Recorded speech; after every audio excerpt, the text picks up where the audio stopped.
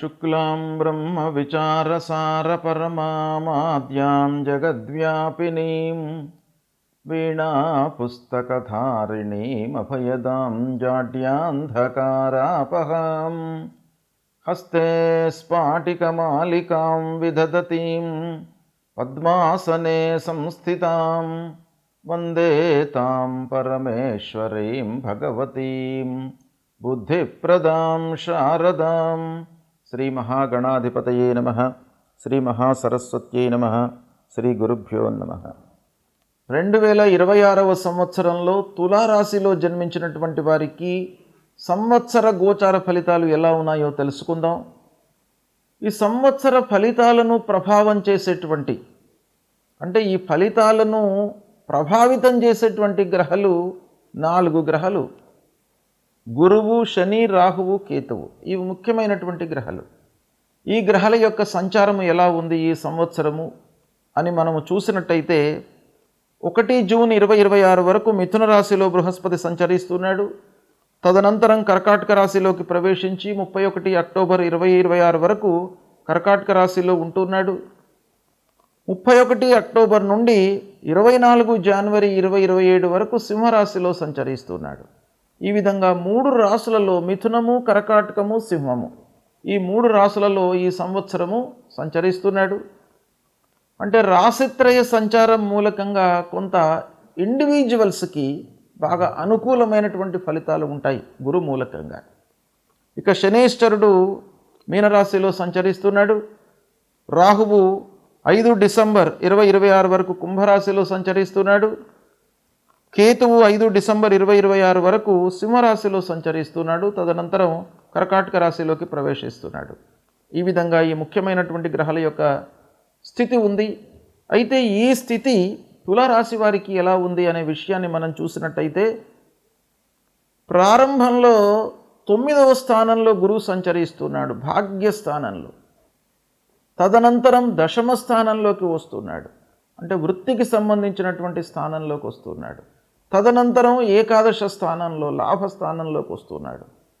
అంటే తులారాశి వారికి గురువు యొక్క అనుకూలత బాగా ఉంది ఈ సంవత్సరము. శని 6వ స్థానంలో ఉన్నాడు, గోచార రీత్యా అనుకూలమైనటువంటి స్థానం. రాహువు 5వ స్థానంలో ప్రతికూలం, కేతువు ఏకాదశ స్థానంలో అనుకూలం. ఓవరాల్గా ఈ 4 గ్రహాల లోపల తులారాశి వారికి రాహువు మినహాయించి మిగతా అన్ని గ్రహాలు అనుకూలంగా ఉన్నాయి.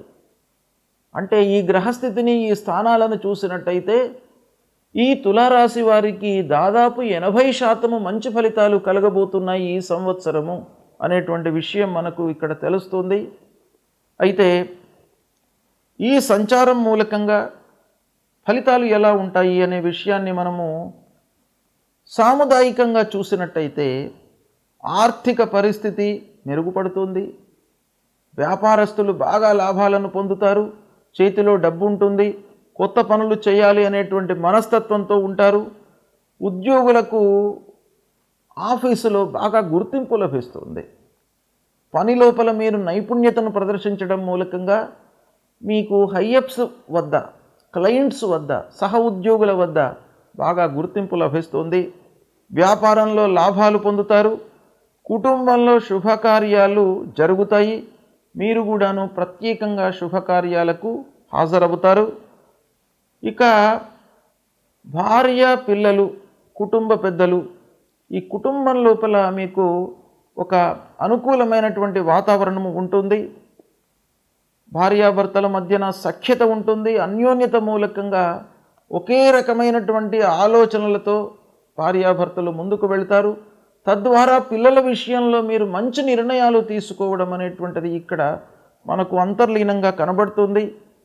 పిల్లల చదువుల విషయంలో, పిల్లల యొక్క ఉద్యోగము, సెటిల్మెంట్ విషయంలో మీకు బాగా అనుకూలమైనటువంటి సంవత్సరము. ఆరోగ్యము అనుకూలంగా ఉంటుంది, నిలకడగా ఉంటుంది. వాహనము కొనుగోలు చేస్తారు. ఆస్తికి సంబంధించినటువంటి పనులపైన మీరు మనస్సు నిలుపుతారు. అంటే ఆస్తి కొనుగోలు చేయడము, స్థిరాస్తులు, చరాస్తులు, ఇలాంటి వాటిపై మీరు బాగా మనస్సు నిలుపుతారు. తద్వారా లాభాన్ని పొందేటువంటి అవకాశాలు పుష్కలంగా కనబడుతున్నాయి. సోదరులతో పూర్వం ఉన్నటువంటి విభేదాలు దూరమవుతాయి. బాంధవ్యం పెరుగుతుంది ఈ సంవత్సరము. శత్రువులు దూరమవుతారు. శత్రువులు దూరం కావడము మనకు చాలా అనుకూలమైనటువంటి సమయంగా మనం భావిస్తాం. మన పక్కనే ఉంటారు, కానీ మనకు అనర్థము చేసేటువంటి అవకాశాలు ఉంటాయి. కనుక అలాంటి వాళ్ళు దూరంగా వెళ్ళిపోవడము మనకు ఒక పాజిటివ్ పాయింట్గా మనం తీసుకుంటాం. కోర్టు వ్యవహారాలు అనుకూలంగా ఉంటాయి. ప్రయాణాలు కలిసి వస్తాయి. పెట్టుబడులు మంచి వాటిపైన మీరు చేస్తూ ఉంటారు. గురువు యొక్క అనుగ్రహము, శని వల్ల అనుకూలము.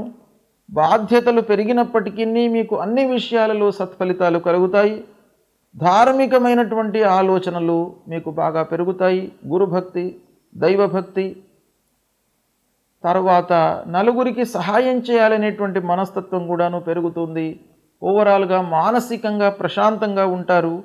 ఉద్యోగ మార్పు ఉంది, అంటే మంచి స్థాయిలోకి వెళ్ళేటువంటి అవకాశం ఉంది. ప్రమోషన్ వచ్చేటువంటి అవకాశం ఉంది.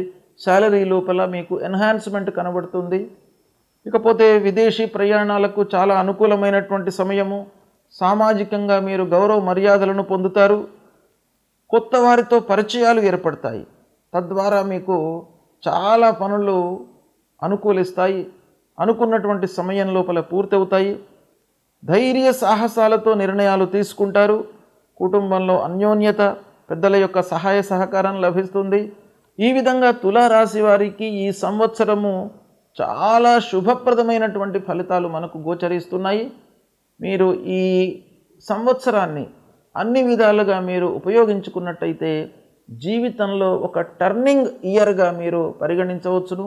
చాలా మంచి ఫలితాలను పొందే అవకాశం బాగా ఉంది. అయితే ఏ గ్రహాలు ప్రతికూలంగా ఉన్నాయి అనే విషయాన్ని మనం చూసినట్టయితే రాహువు పంచమ స్థానంలో ఉన్నాడు. కాబట్టి పంచమ స్థానంలో ఉన్నప్పుడు కొన్ని ఇబ్బందులను క్రియేట్ చేస్తాడు. దాని పరిహారం కొరకై మీరు రాహువుకు సంబంధించినటువంటి మూలమంత్రం అర్ధకాయం మహావీర్యం చంద్రాదిత్య విమర్ధనం సింహికా గర్భ సంభూతం తం రాహుం ప్రణమామ్యహం అనేటువంటి మూలమంత్రాన్ని మీరు ప్రతినిత్యం కూడాను చదువుకున్నట్టయితే రాహువు యొక్క అనుగ్రహం పొందుతారు. దుర్గామాతను సేవించండి. దుర్గా ఆలయానికి వెళ్ళండి. దుర్గామాత యొక్క అనుగ్రహం మూలకంగా మానసికంగా మీరు ఒక స్థిరమైనటువంటి ఆలోచనలతో ముందుకు వెళ్ళే అవకాశాలు ఉంటాయి. ఓవరాల్గా చూసినట్టయితే తులారాశి వారికి ఈ సంవత్సరం బాగా ఉంది. ఈ 2026వ సంవత్సరంలో ముఖ్యంగా గురువు 3 రాశులలో సంచరిస్తున్నాడు. అంటే వ్యక్తిగతంగా మనం ఆలోచించినట్టయితే రాశిత్రయ సంచారము కొంత అనుకూలతను ఇస్తుంది. అయినప్పటికీ రాశిత్రయ సంచారం మూలకంగా కొన్ని ఇబ్బందులు కూడాను ఒక పక్కన ఉంటాయి. కనుక గురు భగవానుణ్ణి మీరు పూజించడము మంచిది. అంటే గురు భగవానుడు అనంటే సద్గురువులను సేవించండి. ఈ సంవత్సరము ధార్మిక ప్రచారం లోపల ఎవరైతే వాళ్ళ జీవితాన్ని మొత్తం కూడాను సమాజానికి, సంఘానికి, మనుష్యులకు అర్పణ చేస్తారో అలాంటి వాళ్లను మీరు సేవించడం మూలకంగా మీకు సత్ఫలితాలు కలుగుతాయి. అంతేకాకుండా తల్లిదండ్రులను మీరు సేవించండి. ఈ 2026వ సంవత్సరంలో ఎవరైతే తల్లిదండ్రులను సేవిస్తారో ప్రతినిత్యం కూడాను వాళ్ళ యొక్క బాగోగులు తెలుసుకుంటూ, వాళ్ళ యొక్క యోగక్షేమాలను తెలుసుకుంటూ ఉంటారో వాళ్లకు ఆ గురు భగవానుడి యొక్క అనుగ్రహం లభిస్తుంది. కనుక అది చేయండి. అంతేకాకుండా కార్యాల లోపల మనకు ఆటంకము, విఘ్నాలు రాకుండా ఉండడానికి ప్రతినిత్యం కూడాను గణపతిని స్మరించండి. గణపతి దేవాలయానికి వెళ్ళండి. ఆ గణపతి మూలకంగా మీరు చేసేటువంటి పనుల లోపల ఆకస్మికమైనటువంటి ఆటంకాలు లేకుండా ఉంటాయి. కాబట్టి ఆ గణపతి యొక్క అనుగ్రహం మీకు బాగా కావాలి. ఇక మీరు ఉన్నటువంటి స్థితిని అలాగే ఉంచడానికి ఆ విష్ణువు యొక్క అనుకూలత, అనుగ్రహము మీకు కావాలి. కాబట్టి విష్ణు సహస్రనామ పారాయణం చేయండి. శ్రీమన్నారాయణుణ్ణి మీరు కొలవండి ప్రతినిత్యం కూడాను. తప్పకుండా మీకు ఒక మంచి స్థితిని ఇస్తాడు ఈ సంవత్సరం మొత్తం కూడాను. అదేవిధంగా ఐశ్వర్య ప్రదాత అయినటువంటి ఆ శివుణ్ణి కూడాను మీరు అర్చించండి. ఈ సంవత్సరం మొత్తం కూడాను మీకు అందుబాటులో ఉన్నటువంటి దేవాలయానికి వెళ్ళండి. అక్కడ శివుడికి అభిషేకం చేయడము, బిల్వార్చన చేయడము, పంచామృతములతో అభిషేకం చేయడం మూలకంగా ఆ శివుని యొక్క అనుగ్రహంతో మీకు ఐశ్వర్యము కలుగుతుంది. ఐశ్వర్యం అంటే సంతానం లేనటువంటి వాళ్లకు సంతానాన్ని ఇస్తాడు. ఏదైతే మీరు అభీష్ట కార్యసిద్ధి మీ మనసులో ఏదైతే పెట్టుకుని ఆ భగవంతుడి దేవాలయానికి వెళ్ళి భగవంతుణ్ణి కొలుస్తారో ఆ కోరికలను తీరుస్తాడు. కాబట్టి ఇవన్నీ కూడాను మీరు చెయ్యండి. గ్రహస్థితి ఒక రకంగా అనుకూలంగా ఉన్నా ప్రతికూలంగా ఉన్నప్పటికీ ఆ పరిహారం రూపంలో మనం భగవంతుణ్ణి ప్రతినిత్యం కూడాను కొలిచినట్టయితే మీకు అన్ని విషయాలలో మంచి ఫలితాలను ఆ భగవంతుడు మీకు ప్రసాదిస్తాడు. మీరు భగవంతుణ్ణి నమ్మండి, దేవాలయానికి వెళ్ళండి, దేవుణ్ణి కొలవండి. తప్పకుండా మీకు మంచి ఫలితాలు ఈ 2026వ సంవత్సరంలో కలుగుతాయి.